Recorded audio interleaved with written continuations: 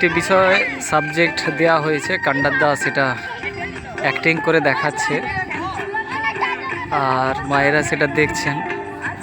তো